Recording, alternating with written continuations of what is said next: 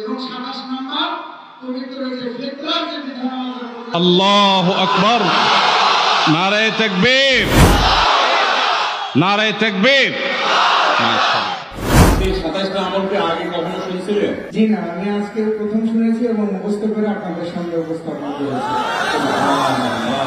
গত 2 বছর আগে এই রমজানের 27 আমলের এই সংকলন কোরআন হাদিস ঘেটে আমি গবেষণা করে এটা বের করেছি। 2 বছর আগে নোয়াখালীর সোনাইমুড়িতে আমি এই বক্তব্য রেখেছিলাম ঘন্টা ব্যাপী। আমার মনে আছে সেদিন এক যুবক দাঁড়িয়ে টানা 27টি আমল আমাকে শুনিয়ে দিয়েছেন, কিন্তু আজকে এই বগুড়ার হাফেজ সাহেব যেভাবে শুনিয়েছেন এটা মিরাকল ছাড়া এটা সাধারণ কোনো বিষয় নয়। আমি খুশি, আমার ভাইকে 2000 টাকা আমার পকেটে ছিল, 2000 টাকা ভাইকে হাদিয়া দিলাম, আর আমার লেখা বই ভাইকে উপহার দিয়েছি। তিনি একজন অন্ধ মানুষ হয়ে তিনি মনোযোগের সাথে মুখস্থ করেছেন। তিনি যদি আজকে লিখে রাখতেন তাহলে আমি বলতাম যে লিখে লিখে তিনি আবার চর্চা করেছেন, শুধু শুনেছেন মনোযোগ দিয়ে এবং মুখস্থ করেছেন।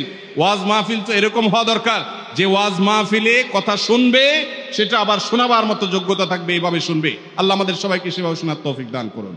অন্ধ মানুষ, আচ্ছা তাহলে এই ভাইকে প্রায়োরিটি দেই। এই যে আমাদের অন্ধ ভাই, আপনি বলেন দেখি, একটু সবাই একটু নীরব হই অন্যদেরকে সুযোগ দেব। বিসমিল্লাহ। আসসালামু আলাইকুম ওয়া রাহমাতুল্লাহি ওয়া বারাকাতুহু। ওয়ালাইকুম আসসালাম রাহমাতুল্লাহি ওয়া বারাকাতুহু।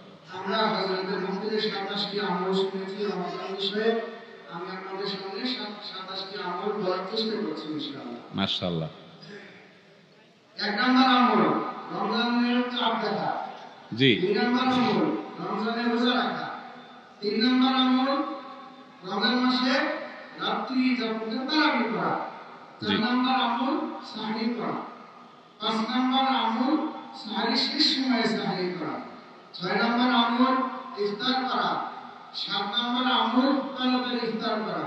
মাশাআল্লাহ। 8 নম্বর আমল ইফতারের দোয়া করা। মাশাআল্লাহ। 9 নম্বর আমল সাহরি ও ইফতারে খেজুর খাওয়া। মাশাআল্লাহ। 10 নম্বর আমল সকল ধরনের পাপাচার থেকে নিজেদেরকে বিরত রাখা। মাশাআল্লাহ। 11 নম্বর আমল অধিক পরিমাণে দোয়া করা। 12 নম্বর আমল মিথ্যা কথা এবং কাজ থেকে বিরত থাকা। মাশাআল্লাহ। 13 নম্বর আমল বিভিন্ন ধরনের অশ্লীলতা, বেহায়াপনা, ঝগড়া বিবাদ থেকে রমজান মাসে বিরত থাকা। মাশাআল্লাহ। 14 নম্বর নেক আমল করা, বেশি ভালো আমল করা। মাশাআল্লাহ। 15 নম্বর ইস্তেগফার করা। 16 নম্বর রোজাদার ব্যক্তিকে ইফতার করানো, যেটা আমাদের সমাজে খুবই কম।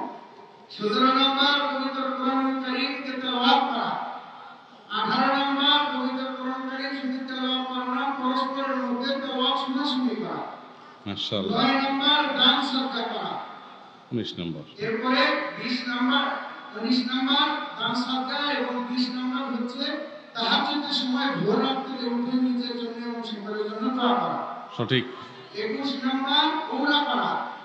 22 নম্বর, এটা বেশি গুরুত্বপূর্ণ, পবিত্র রমজান মাসের শেষ দশকে ইতিকাফ করা। 23 মাশাআল্লাহ। নম্বর পবিত্র মাস রমজানের শেষ দশকে আমলের মাত্রাকে বৃদ্ধি করা। মাশাআল্লাহ। 24 নম্বর রমজানের শেষ দশকে ঈদের সময় আনন্দ উল্লাস ভুলে পরিবার পরিজনকে ডেকে তুলে বেশি থেকে বেশি আমল করা। মাশাআল্লাহ। 25 নম্বর পবিত্র মাস রমজানের শেষ দশকে লাইলাতুল কদরকে সন্ধান করা। 26 নম্বর পবিত্র মাস রমজানের শেষ দশকে লাইলাতুল কদরের একটি স্পেশাল দোয়া, যেটা আল্লাহুম্মা ইন্নাকা আফুউন তুহিব্বুল আফওয়া ফাফু আন্নি, এই দোয়াকে বেশি থেকে বেশি করা। এবং 27 নম্বর পবিত্র যে ফিতরার যে বিধান আমাদের উপর। আল্লাহু আকবার, নারায়ে তাকবীর, নারায়ে তাকবীর। মাশাআল্লাহ।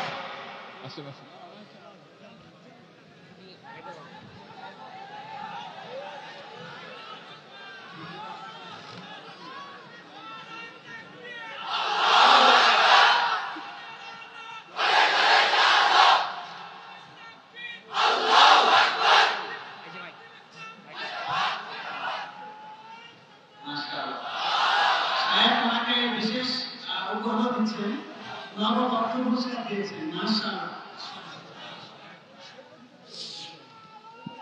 মাশাআল্লাহ, মাশাআল্লাহ। কি নাম ভাই আপনার? ওনাকে মাইকটা দেন একটু। কি নাম আপনার ভাই? আমার নাম হচ্ছে হাফেজ। বসেন, আপনারা বসেন। হাফেজ ফাহাদ হোসেন। ফাহাদ হোসেন। আপনি 27টা আমলকে আগে কখনো শুনছিলেন? জি না, আমি আজকে প্রথম শুনেছি এবং মুখস্থ করে আপনাদের সামনে উপস্থাপন করছি। সুবহানাল্লাহ। ভাইরা আমার এর আগের রেকর্ড আপনাদেরকে আমি বলেছি, গত 2 বছর আগে এই রমজানের 27 আমলের এই সংকলন কোরআন হাদিস ঘেটে আমি গবেষণা করে এটা বের করেছি এবং 2 বছর আগে নোয়াখালীর সোনাইমুড়িতে আমি এই বক্তব্য রেখেছিলাম ঘণ্টাব্যাপী। আমার মনে আছে সেদিন এক যুবক দাঁড়িয়ে টানা 27টি আমল আমাকে শুনিয়ে দিয়েছেন, কিন্তু আজকে এই বগুড়ার হাফেজ সাহেব যেভাবে শুনিয়েছেন, এটা মিরাকল ছাড়া এটা সাধারণ কোনো বিষয় নয়। একটি জায়গায় তিনি বাদলেনও না, একটু ভাবতেও থাকে হলো না। আল্লাহ রাব্বুল আলামিন তাকে এলেমে, আমলে, তাকওয়াতে, তাহারাতে সবকিছুতে আল্লাহ তাআলা বরকত দিয়ে কামিয়াব করুন। আল্লাহ আমাদের সবাইকে আমলের তৌফিক দান করুন। বগুড়ার মানুষ চ্যালেঞ্জে এগিয়ে গেল এবং সকল রেকর্ড ভঙ্গ হয়ে আমি নতুন করে আপ্লুত হলাম। আল্লাহ তাআলা আমাদের সবাইকে রমজানের পুরা সমস্ত আমলগুলোকে যথাযথভাবে আমল করার তৌফিক দান করুন।